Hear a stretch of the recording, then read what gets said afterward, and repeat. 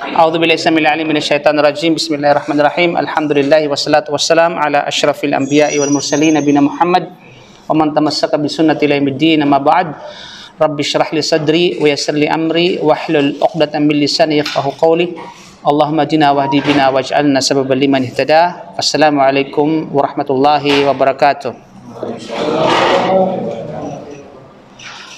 So, bago sa pagkatapos purihin ng Allah Subhanahu wa Ta'ala at pasalamatan sa lahat ng mga biyayang pinagkaloob niya sa atin, bago tayo mag-umpisa, yun nga, yung attendance po ninyo ay mahalaga po yan dahil dyan po nakabatay ang qualification ninyo na kayo ay makasama sa Hajj, free Hajj. Okay mga kapatid, so bismillah at ating ipagpapatuloy yung ating pag-aaral regarding dito. So tayo ngayon ay nasa ika-32 na pagsusuri at pagtatalakay na may kaugnayan sa mga palatandaan ng araw ng paghuhukom. At yun nga, ika-32 na palatandaan na kabilang sa mga maliliit na palatandaan ng paggaguno ng mundo araw ng paghuhukom ay ang pagkalat ng kawalang hiyaan. Pagkalat, no? So ang tanong, nangyari na ba ito? Daming walang hiya. Sabi lang natin, no? Okay. Pagkalat ng kawalang hiya. Ang tinutukoy dito yung mga immoralidad sa lipunan. Ang kalaswaan at immoralidad ay tumutukoy sa pagiging komportable sa masagwang pananamit at masamang pananalita. Ulitin po natin yung mga malasong pananamit, komportable ka doon. Tapos yung mga immoral na mga pananalita at mga masagwa, mga harsh words at anumang katulad nito, komportable ang isang taong gumagamit nito at nagsasabi nito. So ibig sabihin, yun na yung tinatawag na pagkalat ng kawalang hiyaan. Na kadalasang, yung mga bagay na ito, alam natin na ikinahihiyan ng tao. Diba? Naturally, diba? Kinahihiyan natin yung pagiging masagwa. Ikinahihiyan natin yung pagiging, sabihin natin, balahura. Sa Tagalog pa, balahura. No? Tama ba? No. Ikinahihiyan natin yung pagiging walang hiya. Makapalang mukha. Di ba? Nakakahiya pag makapalang mukha. Subalit, once na naging komportable na ang isang tao rito, so ibig sabihin yun na yun. Diba? Parang okay na sa kanya na parang immune, no? Parang immune na siya. Diba? Bagkus pag para pinagsabihan mo, ikaw pa yung masama. Diba? Ikaw pa yung sabihin na wala kang pakialam, buhay ko ito. I-manage ko yung buhay ko, yung sarili ko, batay sa pamamaraan ko. Nasa Islam, hindi man pwede yan. Tandaan natin, ang buhay natin ay kinakailangan ay sumunod, sumuko, tumalima sa batas ng naglikha nito.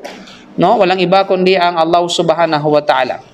Gayon din ang pagmumura, no, at paggamit ng masamang pananalita.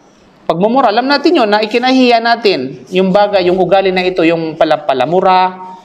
Kapag ang isang tao may iman, ay ayun niya marinig nga ito di ba? Lumalayo siya sa mga bagay na at saka yung tainga niya ay mas naririndi, nakakarindi, di ba? Masalimuot.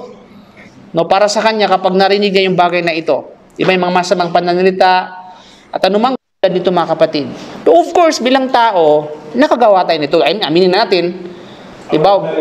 Buong buhay ba natin ay wala hindi napaka-anghel mo naman kapag hindi mo na talagang diba? Normal 'yan na magkamali. Pero yung tinutukoy natin dito, yung kadalasan may naging ugali na niya ito.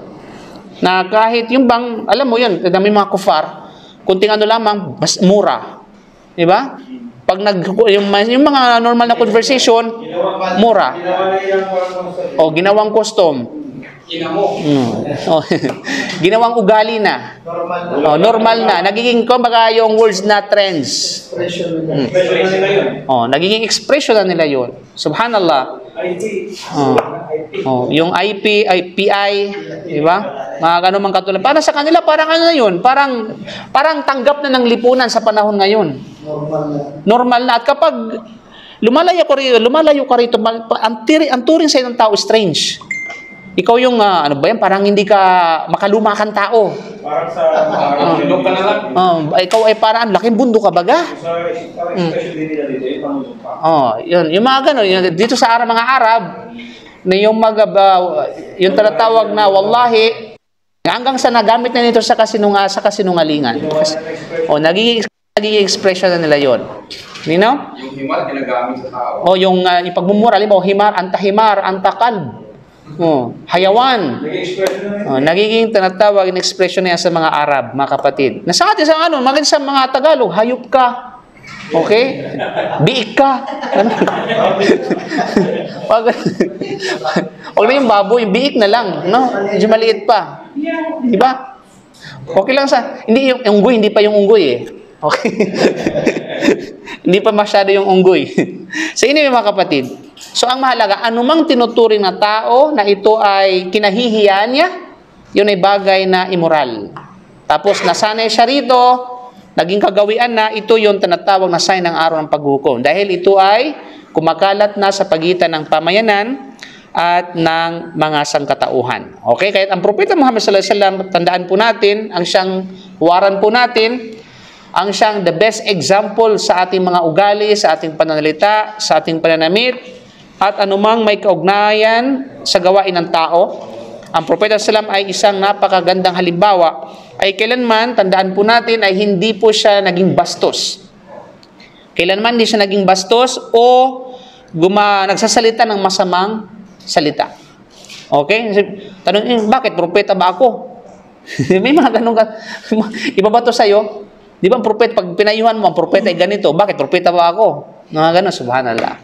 Di ba? So, Muslim ka, at ang yung propeta, si Propeta Sallam, sino bang naging example mo? Sino bang dapat tuwaran mo? Di ba? Yung mga artista, yung mga politiko, yung mga model, di ba?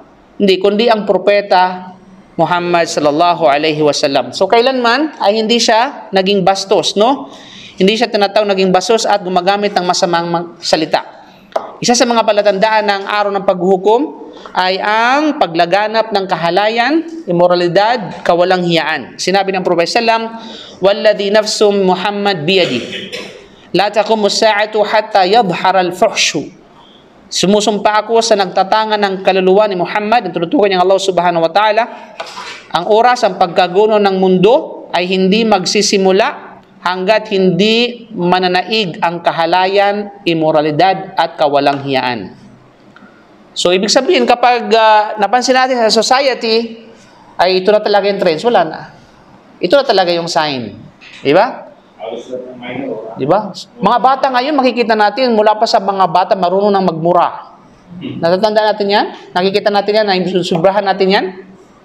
Marunong na siyang gumamit ng mga sabi ng mga salitang, mga mahahalin na mga salita. At dahil dito, yun ang nagiging mitsa na papaano nila suwayin ang kanilang mga magulang. Ang iba sa kanila, mas mismo mga magulang, mumurahin nila. Gagamitin ng masamang salita yung kanilang mga magulang. Subhanallah. Diba? Hindi bagat ito ay nakakatakot mga kapatid sa pananampalatayang Islam.